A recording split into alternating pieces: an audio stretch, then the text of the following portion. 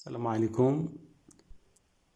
غادي ندرسو إن شاء الله تأثير المحاليل الحمضية والقاعدية على الفلزات، فلز الحديد والألمنيوم والنحاس والزنك. Action des solutions acides et basiques sur les métaux.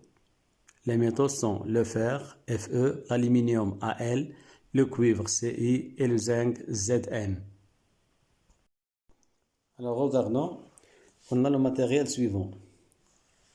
L'aluminium, papier aluminium, cuisine. هو اللي كاين هنا qu'on a utilisé ici. On a la laine de fer, Gix, هو اللي درنا هنا.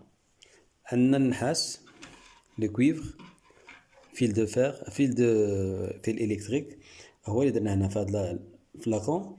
وعندنا هذا dernier فلاكون اللي فيه لو زنك. الوغ لو زنك منين جبناه بطارية بحال هكدا. إذا كنحل البطارية وكناخدو لو زنك، هو هذا هو لو زنك. دونك لو زنك، le cuivre, le fer et l'aluminium. Et en lui ajoutant l'acide chlorhydrique, الماء القاطع ديال السوق. D'accord? Alors, on va verser dans chaque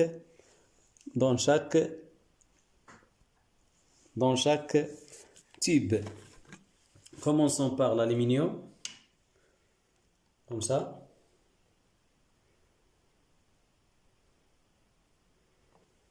Puis le fer.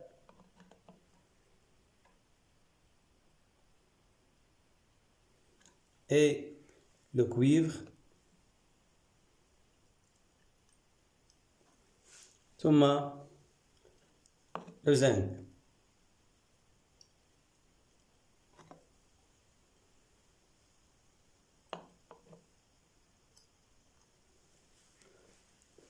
Alors regardons bien. Il y a réaction chimique dans ce type-là. Regardons, il y a des bulles. Il y a des bulles à l'intérieur.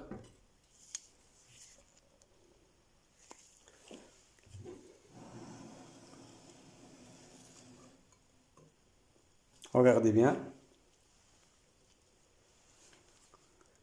L'aluminium, il y a des bulles. Il y a dégagement d'un gaz. Alors le gaz qui se dégage, c'est le gaz de dihydrogène. Regardons bien. Dans le type, on va rapprocher, ou bien on doit faire le doigt ici pour empêcher le gaz d'hydrogène de sortir. Et on approche. Regardons bien, il y a réaction vive à l'intérieur de l'aluminium. On va approcher une flamme. Alors vous voyez qu'il y a une détonation des gaz hydrogène. إذن هذه الفرقعة اللي سمعتو هي la preuve qu'il y a des gaz d'hydrogène. Et donc regardons le deuxième type. Le deuxième type où il y a la limaille de fer. Alors la limaille de fer est un peu retardée que l'aluminium. Alors regardons bien la solution de l'aluminium, elle est très vive. Et on entend un bruit de la réaction. Alors pour diluer cette solution-là, on peut lui ajouter de l'eau.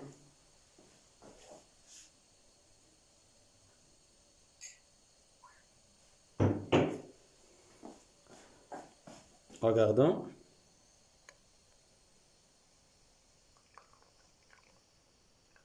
Diluer la solution.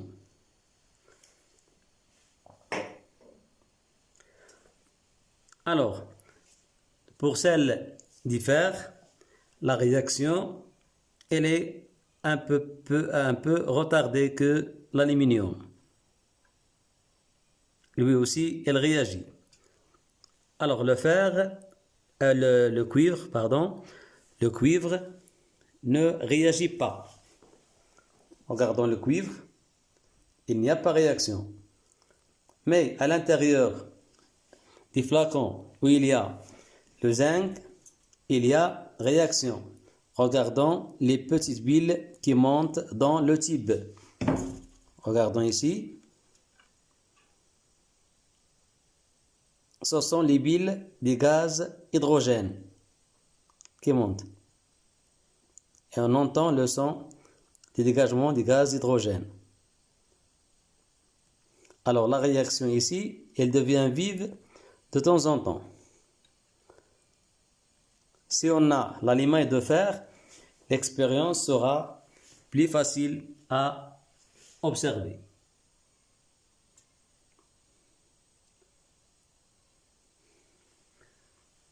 Donc il y a encore dégagement d'hydrogène et la détonation du gaz d'hydrogène, c'est la preuve qu'il y a dégagement du gaz d'hydrogène.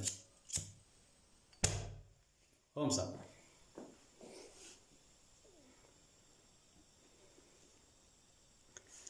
Alors j'espère bien que vous avez bien entendu la détonation du gaz hydrogène.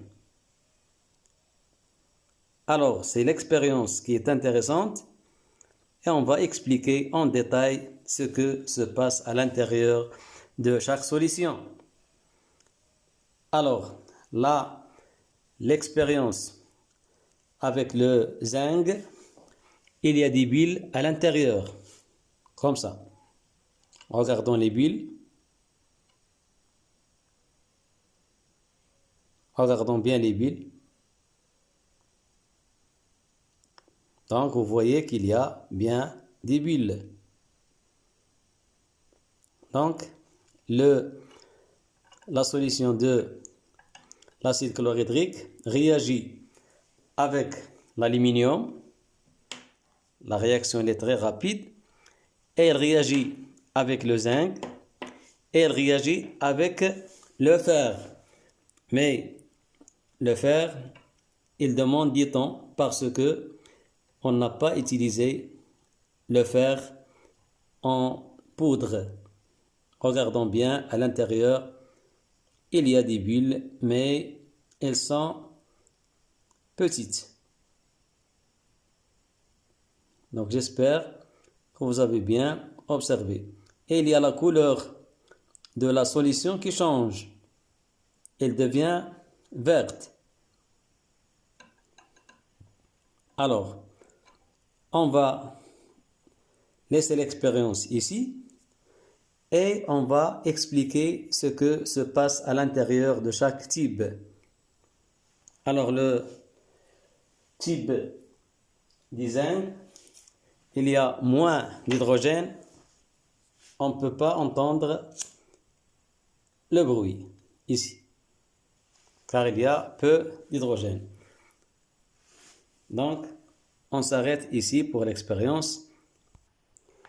Donc, on a constaté qu'il y a réaction chimique entre la solution de l'acide chlorhydrique avec le fer et avec l'aluminium et avec le zinc. Mais il n'y a pas réaction avec le cuivre.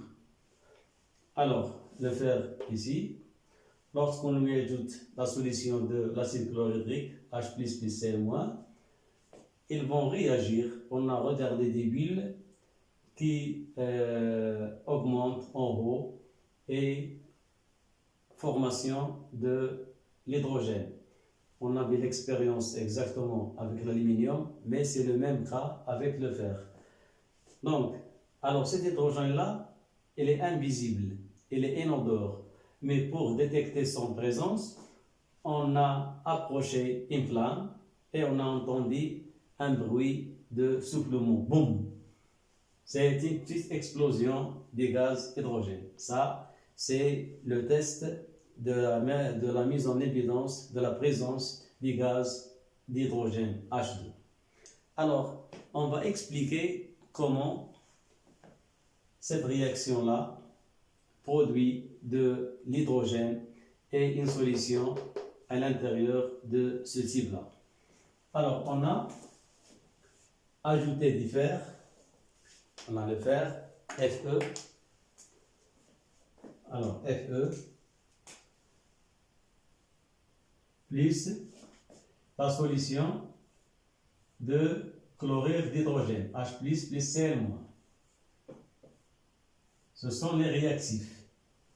Alors, qu'est-ce qu'ils donnent? Ils donnent le gaz d'hydrogène, H2, qui va s'échapper, et ils donnent une solution verdâtre qui est la solution de Fe2 plus 2Cl-. C'est ça l'équation de la réaction. Alors, à l'intérieur de ce type-là, il y a 3 éléments. On a les atomes de fer et les ions hydrogène et les ions chlorure. L'ion chlorure, il a 18 électrons.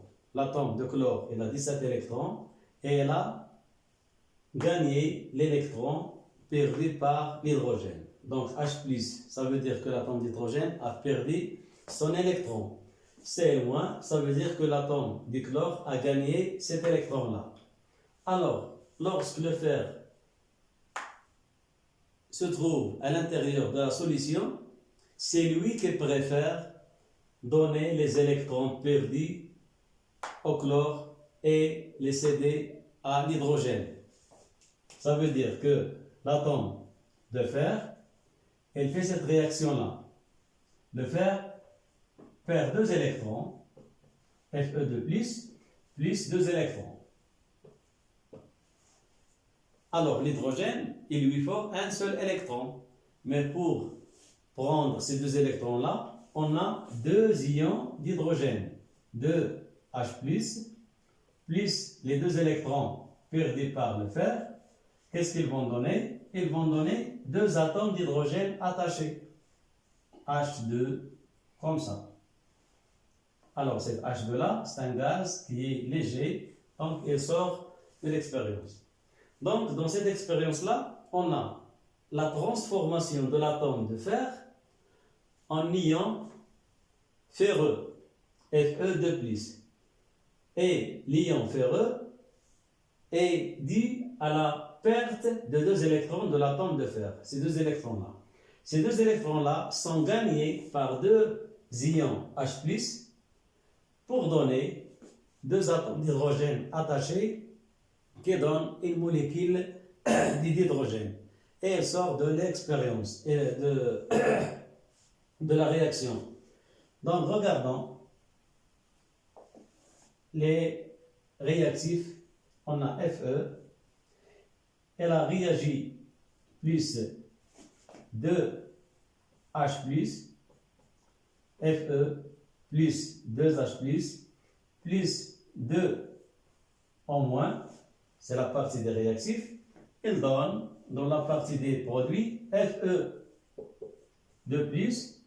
plus 2 électrons, plus H2.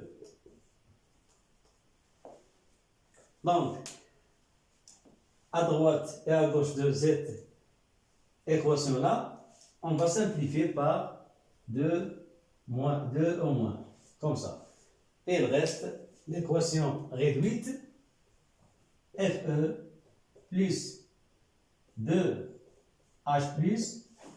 il donne Fe2+, plus H2. Donc, on a étudié dans la 2e année qu'il y a conservation des atomes en genre et en nombre. Alors, où sont-ils les atomes de chlore? Donc, le chlore, il était dans les réactifs avec l'hydrogène, comme ça. Fe plus 2H plus Cl-. Comme ça. Qu'est-ce qu'il donne? Il donne Fe2+, plus 2Cl-. Équilibre des électrons gagnés et des électrons perdus. plus H2. Donc ça, c'est l'équation globale. Et celle-ci, c'est l'équation réduite. Donc le chlore, elle n'a pas réagi dans cette réaction. C'est un spectateur. C'est un spectateur. Donc c'est ça, la transformation des atomes de fer en ions ferreux. Les électrons perdus par le fer sont gagnés par l'hydrogène. Et l'hydrogène, lorsqu'il constitue des atomes d'hydrogène H2, il sort de la réaction et laisse le fer avec le chlore. Alors, le fer avec le chlore, le fer il est ionique, Fe2+, avec 2Cl-.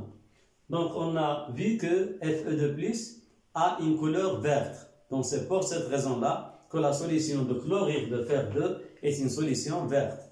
Pour détecter l'ion Fe2+, on lui ajoute une solution de soude et il y a un précipité vert, comme vous l'avez vu dans la leçon précédente. Donc, c'est ça pour le fer.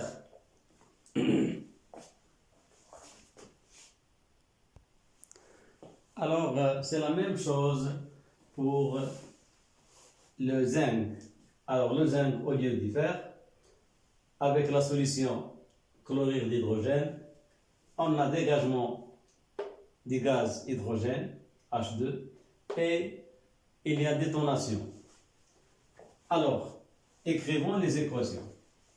On a remplacé le fer par Zn. C'est la même chose.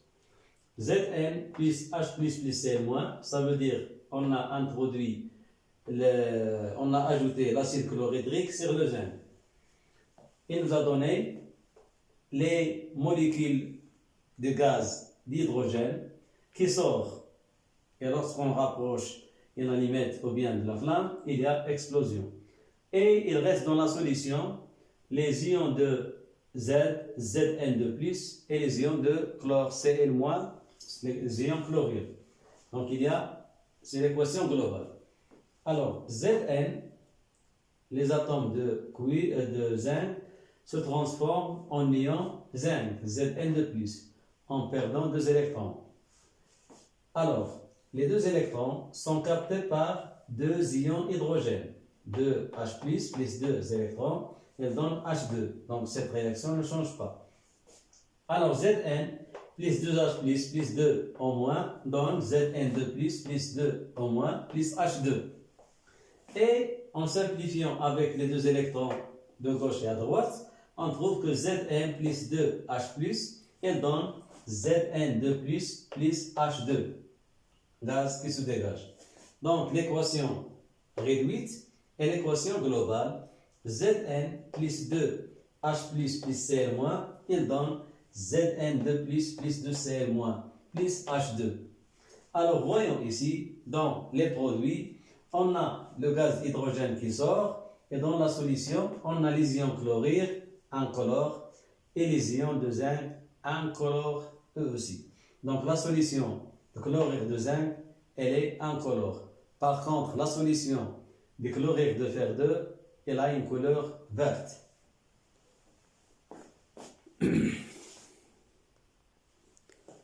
Alors, pour la réaction de l'aluminium avec l'acide chlorhydrique, on a aluminium, l'acide chlorhydrique, il y a réaction chimique, dégagement des gaz d'hydrogène, la réaction qui était vive tout à l'heure, et il y a l'explosion.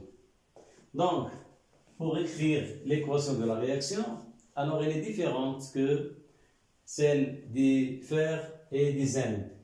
L'aluminium, il perd 3 électrons. Donc, l'atome d'aluminium, il se transforme en ion aluminium Al3+, grâce aux pertes de 3 électrons. D'accord? Alors, l'hydrogène, il capte un seul électron, donc 2 ions hydrogène vont capter 2 électrons et ils donnent la molécule du gaz d'hydrogène. Alors, dans une équation chimique ou bien dans une réaction, le nombre d'électrons perdus est égal au nombre d'électrons gagnés. Donc, on doit équilibrer les électrons perdus avec les électrons gagnés. Alors, pour équilibrer ça, on a 2 et on a 3. Alors 2 et 3, ils se rencontrent dans la valeur 6. Donc pour trouver 6, on doit multiplier ce 3 par 2 ici. Donc on a 2 AL3 plus. Ça veut dire qu'il y a 6 plus 6 électrons qui sont perdus. Et on a de l'aluminium. Donc 2 كنديرو هنايا comme ça. هذه كتضرب في جوج كلها وهذه غادي نضربها في 3 3. Donc 3 fois 2 6 H plus 3 fois 2 E moins 6 E moins 3 fois 1 3 H2. Donc c'est ça l'équation. Et on ajoute les deux réactifs. 2Al plus 6H plus 6E moins. Il donne 2Al3 plus 6E moins plus 3H2. En simplifiant par 6E moins de gauche et à droite, on trouve 2Al plus 6H plus, il donne 2Al3 plus 3H2. Donc l'équation globale qui montre que le chlore est un ion spectateur. On a 2Al plus 6H plus C moins donne 2Al3 plus 3Cl moins plus 3H2. Donc ici, on a l'équation globale. Il montre qu'il n'y a pas réaction de l'ion chlore. Il reste toujours dans la solution. Par contre, le changement existe entre les atomes des métaux, aluminium, zinc et fer, et le chlore ne change pas. Donc, le cuivre ne réagit pas avec l'acide chlorhydrique. Ça veut dire que l'ion cuivre ne veut pas perdre des électrons pour les donner à l'hydrogène. Alors, c'est ça les équations de la réaction chimique entre l'acide chlorhydrique et les métaux aluminium, fer et zinc. Alors, les solutions qu'on a obtenues, ce sont la solution chlorure d'aluminium. Alors, l'ion aluminium, elle est incolore. Donc la solution chlorure aluminium, elle aussi, elle est incolore. Et pour mettre en évidence l'existence des ions Al3+, en ajoutant toujours l'ion hydroxyde HO- ou bien OH-, qui nous donne un précipité blanc. Il nous donne un précipité blanc dans la solution chlorure d'aluminium et dans la solution chlorure de zinc, comme nous l'avons vu dans la leçon précédente. Donc maintenant, il nous reste la réaction de la soude.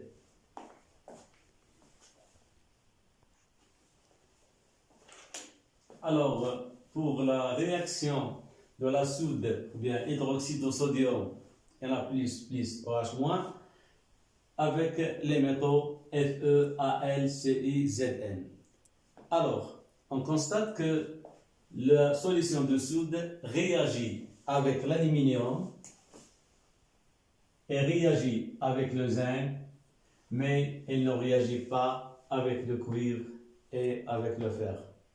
Elle ne réagit pas avec le fer et elle ne réagit pas avec le cuivre. Et dans chaque réaction, soit avec l'aluminium, soit avec le zinc, il y a dégagement des gaz d'hydrogène H2. Et il y a formation d'une solution. Pour l'aluminium, il y a solution hydroxyde, ou bien il y a pour l'aluminium, il y a aluminate de sodium, la solution d'aluminate de sodium. Et pour le zinc, on a la solution de zincate de sodium. Alors, pour le programme de 4e AS, vous n'avez pas les équations chimiques ou bien le bilan de ces deux réactions-là. Vous avez les réactions de l'aluminium et du zinc et du cuivre et du diffère avec l'acide chlorhydrique, on doit écrire les équations chimiques. Et pour les réactions de soude avec l'aluminium ou bien le zinc, on ne vous demande pas d'écrire les équations de ces réactions-là. D'accord? On doit savoir qu'il y a dégagement d'un gaz d'hydrogène et formation d'une solution, soit zincate de sodium pour le zinc ou bien aluminate de sodium pour l'aluminium. Alors, quel est l'objectif de l'étude de l'action des solutions acides et basiques sur les métaux? Alors, c'est pour la protection. Est-ce qu'on peut transporter l'acide chlorhydrique, par exemple, dans des matériaux fer, ou bien aluminium, ou bien cuivre, ou bien zinc? Donc, sur le zinc, oui. Sur le cuivre, oui. Par contre, on ne peut pas transporter les produits acides, comme l'acide chlorhydrique, dans le zinc, ou bien dans l'aluminium, ou bien dans le fer, car il y a réaction chimique. Et aussi, on ne doit pas transporter la soude, ou bien les solutions basiques très concentrées dans l'aluminium, ou bien le zinc. C'est pour cette raison-là qu'on constate que les solutions chimiques, ou bien solutions chimiques acides ou basiques, elles sont transportées dans les matériaux verts ou bien plastiques, car elles sont très résistants au choc des réactions avec ces matériaux-là. Alors j'espère que vous avez bien retenu cette leçon-là et on doit donner des conseils pour ne pas faire des dégâts ou bien des accidents avec ces produits-là. Donc, protection. Lorsqu'on utilise les acides ou bien les bases, on doit toujours lire les pictogrammes qui se trouvent dans les flacons contenant ces produits-là. Car, comme vous l'avez vu, il y a la toxicité, ils sont toxiques, ils sont corrosifs, ils sont irritantes, donc il y a beaucoup de choses qu'on doit éviter. إذن بالنسبة للمحاليل الحمضية والقاعدية هي خطيرة بالنسبة لجسم الإنسان وحتى على البيئة. إذن لنقلها من مكان لآخر إذا نستعمل الأواني الزجاجية أو الأواني البلاستيكية ونتفادى استعمال الأدوات أو الأواني الفلزية وخصوصا الحديد والألمنيوم والزنك لأنه يتفاعل مع المحاليل الحمضية بينما النحاس حتى هو يتفاعل مع بعض المحاليل الحمضية مثلا مثل حمض النيتريك فهو يتفاعل مع النحاس. إذا لذلك قبل نقل أي مادة كيميائية ينبغي معرفة المادة التي سنستعملها للنقل كي لا يكون هناك خطورة لا بالنسبة للإنسان ولا بالنسبة للبيئة. إذا أتمنى أن تكونوا قد استفدتم من هذه الحصة التي نقرب بها المفهوم الكيميائي لدى تلاميذنا الأعزاء. إذا نتمنى لكم التوفيق إن شاء الله وإلى درس لاحق. إذا أترككم مع اللقطات الأخيرة مع تجربة الزنك مع حمض كلوريدريك. نلاحظ عن قرب ماذا يحدث داخل الحوض وفرجة ممتعة للجميع والاستفادة للجميع إن شاء الله.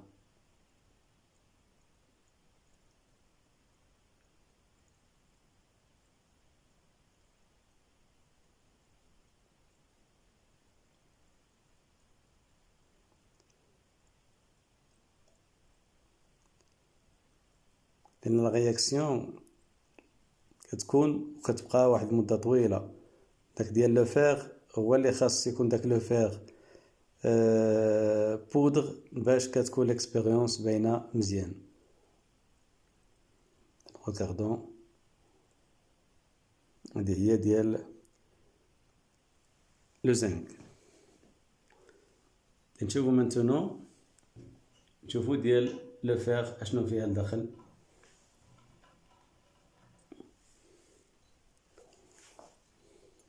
Regardez, elle devient verte un petit peu. Regardez de près.